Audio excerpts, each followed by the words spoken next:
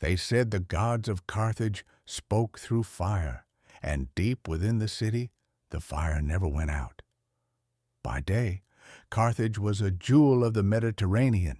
Its harbors swarmed with merchant ships from Egypt, Greece, and Iberia. Golden sunlight struck the marble columns of its palaces.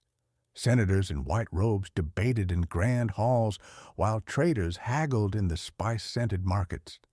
From a distance, it seemed a city of brilliance, order, and wealth. But as night fell, the illusion cracked. When the last rays of the sun faded beyond the horizon, drums began to thunder from the sacred quarter, a low, steady rhythm that rose from the ground like a heartbeat. The smell of smoke curled through the streets, and in the shadows, veiled women carried infants in silence toward the sanctuary of Tophet of Carthage. The Tophet was a place few dared to speak of openly. It lay beyond the grand temples, in a walled grove where ancient olive trees twisted like broken fingers. There, a massive bronze statue of Baal Hammon loomed, its face expressionless, its arms outstretched over a stone furnace. The priests called him the Lord of the Burning. To the people, he was simply the price of survival. It began, they said, long before Carthage was rich. In the early days, when storms sank their ships and enemies besieged their walls, the city turned to Baal.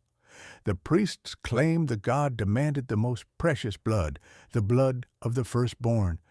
They told the people that only by offering what they loved most could they secure victory, reign, and peace. And so, the fires were lit. On sacrifice nights, hundreds gathered at the gates. The wealthy brought their children wrapped in silk and gold bangles, faces pale with fear. The poor brought theirs barefoot, clinging to their mothers, too young to understand. The priests wore crimson robes embroidered with black serpents. They burned frankincense to hide the stench. And above the roar of the flames, the people sang hymns to drown out the screams. Ancient witnesses described the ritual in whispers. The statue's hollow bronze body was heated until it glowed like the sun. Then, one by one, the children were placed on its arms. The slope carried them down into the roaring furnace below. The priests beat their drums louder. They told the parents not to weep, for their grief would offend Baal. When it was over, the ashes were swept into urns and buried in neat rows beneath stone stelae carved with crescent moons and outstretched hands. The Tophet became a cemetery of innocence, thousands of urns, thousands of names erased. To outsiders, it was unthinkable. Greek and Roman travelers whispered of it as they passed through Carthage's markets, calling the people blood drinkers and child burners. Yet the city thrived. Its ships ruled the seas, its armies crushed empires, its merchants grew fat with gold. And so the fires continued to burn. But sometimes even Carthaginians doubted. Some nights, when the wind howled through the harbor and no stars shone above, people claimed they could hear tiny voices rising from the Tophet, a soft wailing carried on the smoke. Others said the olive trees around the sanctuary grew twisted because their roots drank blood. Still, none dared stop it, because everyone remembered what had happened the one time they tried. Long ago, during a terrible drought, the people refused to give their children. The priests warned them, without sacrifice, the city would fall. The people did not listen. The rains stopped. Famine spread. Mothers boiled leather to feed their babies. The harbor rotted with dead fish. Then Syracuse sent a fleet, and Carthage nearly burned. Only when the priests threw 200 children into the fire did the storm clouds break. Rain drenched the city. The fleet of Syracuse was smashed by waves before it reached the shore. From that day, no one questioned Baal Hammond's price. As centuries passed, the Tophet became an unspoken part of Carthaginian life. Every citizen walked past its walls. Few looked inside, yet everyone felt its heat. It was the heartbeat beneath their wealth, the shadow under their glory, and in time, even the rulers of Carthage feared it. For there was a prophecy carved into the oldest stones of the Tophet, written in a language few could read. It said, "When the god grows weary of fire, he will demand the city itself." And as the drums thudded in the distance, some wondered if that day was coming, because across the sea another power was rising, cold, relentless, and watching. The first Roman ship appeared on the horizon like a dark omen. Its black sail cut across the golden sea, and for a moment the people on the docks of Carthage stood silent, watching. None of them knew then that this single shape would herald the death of their world. Rome had risen from a swamp of feuding tribes forged by endless war. Carthage had grown from traders and sailors, masters of wind and coin. The two powers had circled each other for decades, like wolves testing the edge of another's territory. But now the wolves had bared their teeth. It began with Sicily, a fertile island between their empires. Rome claimed it. Carthage refused to surrender it. And so the First Punic War began. For the first time in centuries, the streets of Carthage were silent, the markets emptied, the temples filled. At night, the drums in the Tophet of Carthage pounded like war drums. The people prayed to Baal Hammon, offering incense, gold, even slaves. But the priests said it was not enough. The war dragged on. Roman legions burned Carthaginian fields and slaughtered their allies. The once invincible Carthaginian navy sank in flames. In the Senate halls, the elders whispered that the god was angry, that he demanded something greater. And so the fire returned. On the night of the moonless sky, the wealthiest families of Carthage gathered in the sacred grove. They wore black mourning robes, though none of their dead had yet fallen. The priests stood before them, their faces painted in white ash, holding bronze knives that glimmered in torchlight. The first to step forward was the son of the High Sophet, barely 3 years old. His mother's cries were drowned by drums as the boy was laid upon the burning arms of the statue. Then another and another. They said the flames leapt higher that night than ever before. Soon the air above the Tophet choked with black smoke and the smell of roasted flesh. The priests chanted that Baal Hammon was pleased, that he would bring victory. Outside the walls, people swore they saw lightning strike the Roman ships in the harbor. But the victory never came. Rome adapted, building fleets from nothing, training sailors who had never seen the sea. They learned Carthage's tricks and used them against her. One by one, Carthaginian strongholds fell, and still the fires burned. Archaeologists would one day dig through the layers of ash at the Tophet and find something strange: tiny teeth, scorched but intact, from hundreds of infants buried together. The soil was black with centuries of offerings. It was as if the ground itself had become a shrine of sorrow.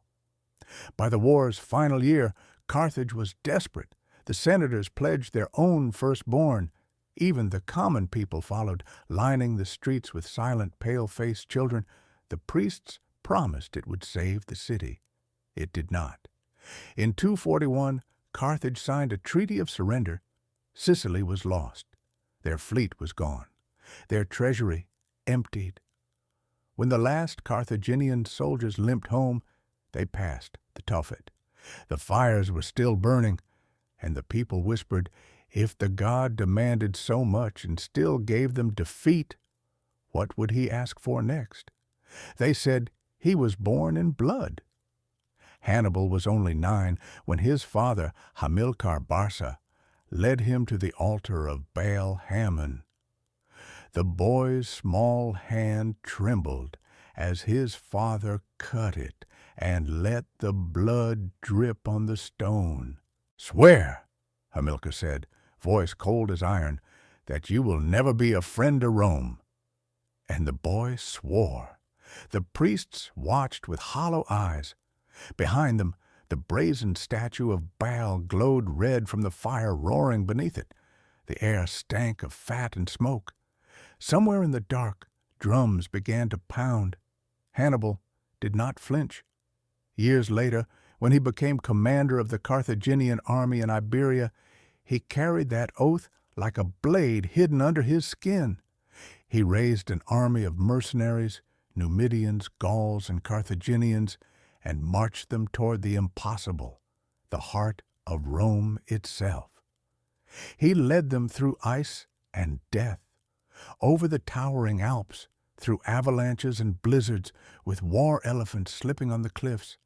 Thousands froze, starved, or vanished into the snow.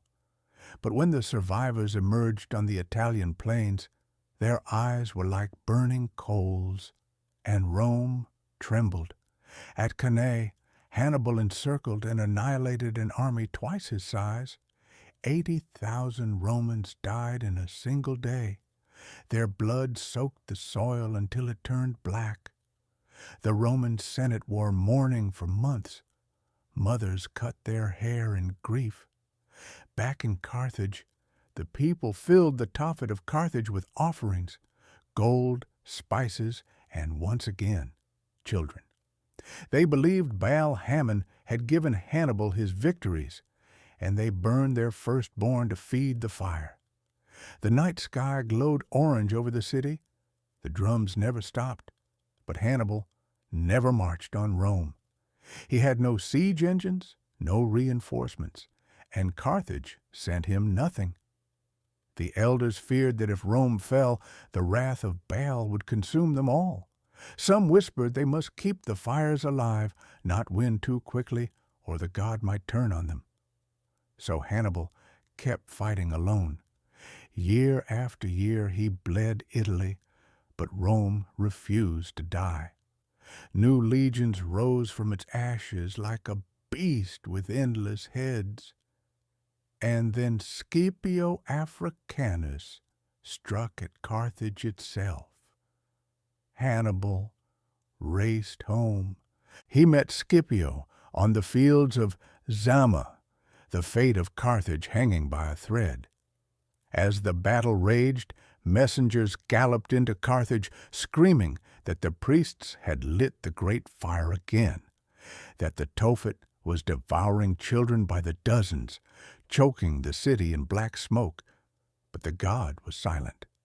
Hannibal lost. His elephants lay in heaps. His veterans were butchered. The invincible general fled, a hunted ghost. When he passed through Carthage one last time, he rode alone. He looked once at the Tophet, still burning in the distance, and did not stop. In 146, after 3 years of siege, the legions of Rome finally broke through the shattered walls of Carthage. The city was a skeleton, blackened ruins, starved defenders gnawing on leather and rats. But still they fought house to house, screaming like animals in a burning cage. For 6 days the Romans butchered them. Women with knives in their hair leapt from rooftops onto legionaries. Children threw stones until they were cut down. The harbor ran red. At last, the survivors, 50,000 out of 500,000, were dragged in chains to the square. There, among the toppled columns, stood the blackened husk of the tuffet of Carthage. The altar of Baal Hammon lay split open, its bronze face melted into a grotesque grin. Roman soldiers found the urns buried beneath. Thousands upon thousands of tiny bones, charred and brittle, packed in neat rows. Generations of children offered to the fire. The Roman general Scipio Aemilianus watched the city burn and wept. He quoted Homer, "A day will come when sacred Troy shall perish, and Rome shall fall too." Then he ordered Carthage destroyed. They razed it to the ground, every building, every wall, every shrine. They salted the soil so nothing would grow. The survivors were sold into slavery. Carthage became a curse, a word spoken only in whispers. Delenda est Carthago. Carthage must be destroyed, and yet the fire did not die. In the centuries that followed, strange stories lingered like smoke. Roman travelers claimed they saw secret rituals in the hills of North Africa.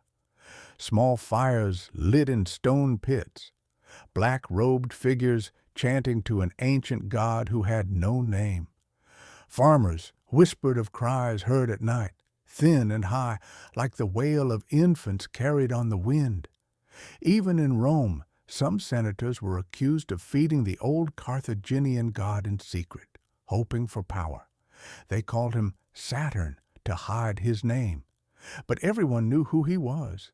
Baal Hammon, the fire that devours children, the god who demands victory and blood. Carthage was gone, but its shadow crept on, through hidden cults, through whispers, through the quiet belief that power is worth any price. And maybe that is the truest horror of all, that even when empires fall to ash, their darkest gods do not die. They simply wait, buried like coals, until someone desperate enough digs them up again.